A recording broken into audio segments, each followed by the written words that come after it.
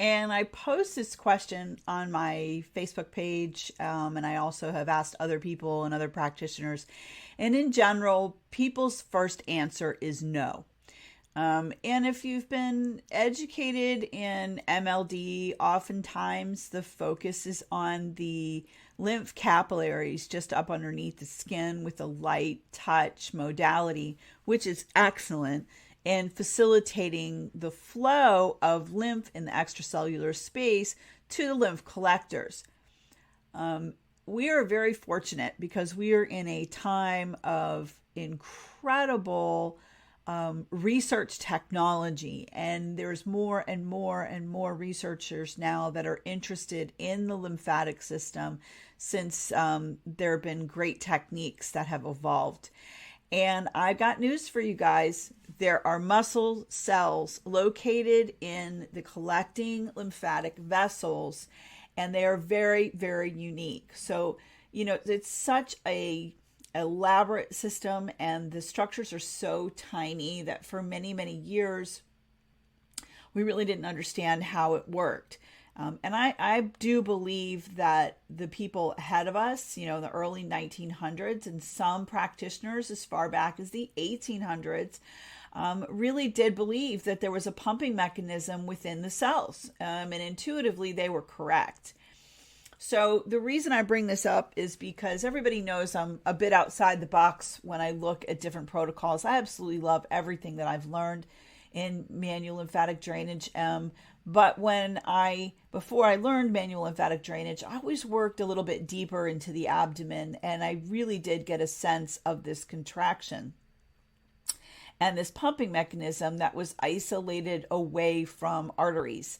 And I'm very confident that this is what I was feeling. And so although we don't have evidence at this point or proof beyond a reasonable doubt as to what these muscles do or how they work, we've got some pretty strong theories and some incredibly intelligent people that are doing some hard work trying to figure this out. So are there muscles in lymphatic vessels? Well, a lymphatic muscle cell does exist, and it's got a contractility and a coverage collecting lymphatic vessels, and is an integral to effective lymphatic drainage and tissue homeostasis. In fact, defects in lymphatic contractility have been identified in various conditions, including rheumatoid arthritis, inflammatory bowel disease, and obesity. However, the fundamental role of lymphatic muscle cells in these pathological processes is limited, primarily due to the difficulty and directly investigating the enigmatic nature of this poorly characterized cell type. Lymphatic muscle cells are a unique cell type that exhibit dual tonic and phasic contractibility with a hybrid structural features of both vascular smooth muscle cells and cardiac myocytes. While advances have been made in recent years to better understand the biochemistry and the function of lymphatic muscle cells, central questions regarding their origins, investiture into the lymphatic vessels, and the homeostasis remain unanswered. So I have posted this article in your class page so that you can read a little bit more up on this if you would like to. You don't have to, but just to let you know, it's out there. And I think it's very interesting. And I think it's going to start changing the way we think about the lymphatic system and how to assist it in its function.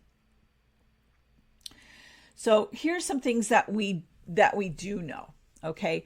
What we do know is that smooth muscle cells, smooth muscle is triggered by stretch receptors. Smooth muscle is triggered by chemoreceptors. Smooth muscle is always in a state of sustained tension. So we don't have complete relaxation of smooth muscle cells, or they would not be able to react as quickly, and there would be flaccidity in the organs. So if smooth muscle cell doesn't have a contractile tension to it, then your hollow organs would basically collapse. So this is very important. So flaccidity or malfunction of smooth muscle leads to dysfunction of the movement of the organ contents.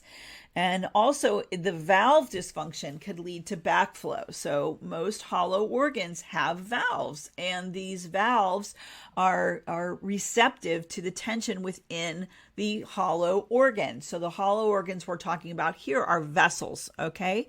And so the smooth muscle, we know about the quality and the function of smooth muscle cell. Now, cardiac muscle is triggered by electrical impulses. It's triggered by pressure gradients in the heart muscle. So when there's different tensions in the heart chambers, it can stimulate the muscle fibers to contract. Cardiac chambers are regulated by valves, and valves are influenced by negative and positive pressure, which inadvertently stimulate and sedate muscles depending on what it needs to do. If there was flaccidity of the cardiac muscle, that could lead to organ dysfunction. And valve dysfunction also leads to backflow into the cardiac chamber. So the cardiac muscle is unique to the heart with this striated muscle cell. It's a very particular muscle cell that you find in heart tissue. So I find this to be very interesting that we're dealing with hollow organs. The heart is not a hollow organ, it's a solid organ, but it has hollow chambers. The similarities in their function with valves, backflow, like a peristaltic pumping mechanism, they have these things in common, right? What else has that in common? Your lymph collecting vessels.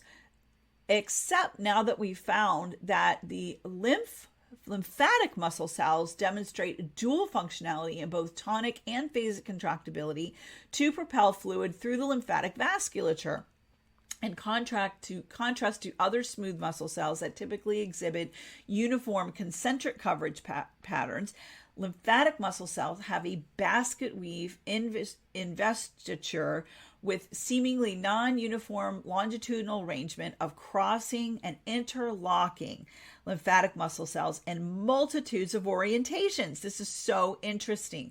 So recent electrophysiological studies have suggested that there is a subpopulation of cells in lymphatic vessels which act as pacemakers, controlling the characteristic spontaneous contractile activity in this tissue. Again, I've listed this article in your class page if you're interested in learning more. It's very technical. Okay.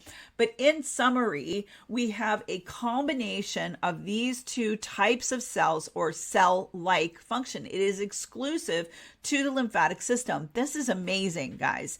So imagine that you have smooth muscle cells, striated muscle cells interwoven within each other and working with each other in these tiny, tiny little vessels in your body. This is amazing. This is amazing. I find it extremely stimulating to know that once we can find this information and we can learn how to help these muscles contract better, you're going to see changes in how lymphatic conditions are treated. It's very, very exciting. So I took this image from this article here. So this is an amazing article, again, PubMed article. I have listed this article in your class page for your own time if you want to read on it. But together, the unexplained investiture mechanism, structural patterns, and hybrid biochemistry of lymphatic muscle cells provide clues on how lymphatics achieve their unique functions. So as lymphatic muscle cells simultaneously maintain interstitial fluid homeostasis via tonic and phasic contractions, provide immunological surveillance via vessel permeability, and respond to acute environmental challenges. Future studies are warranted to further elucidate the development, maintenance, and regulation of these enigmatic cells. It is an enigma. We have never seen anything like this before. So this is very, very exciting. Just because we never saw it doesn't mean it never existed. It's existed in our bodies through the millennia of mammals, of creatures. So obviously we're not, these images were done, I believe, from a rat. There's been lots of studies done on different animal subtypes, because it's the easiest way to change the environment and then go ahead and see what's going on. And so what this is showing you here is this is showing you a layer of smooth muscle. This is a smooth muscle cell layer. And this is the layer of the muscle cells on the inside of a collecting vessel, of a lymphatic collecting vessel.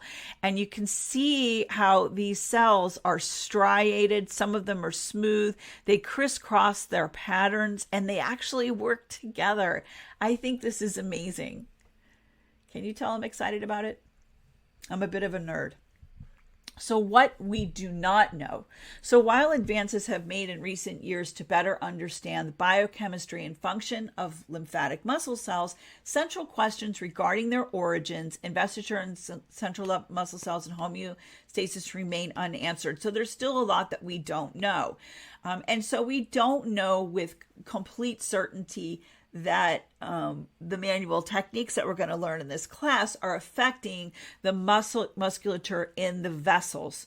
But we do know what stimulates smooth muscle. We do know what stimulates cardiac muscle. So it only makes sense that when we create changes to the external environment outside the external environment of these lymphatic collectors, that we're actually making changes within the function of the cell, the function of the vessel. So the vessel does have muscle contractibility.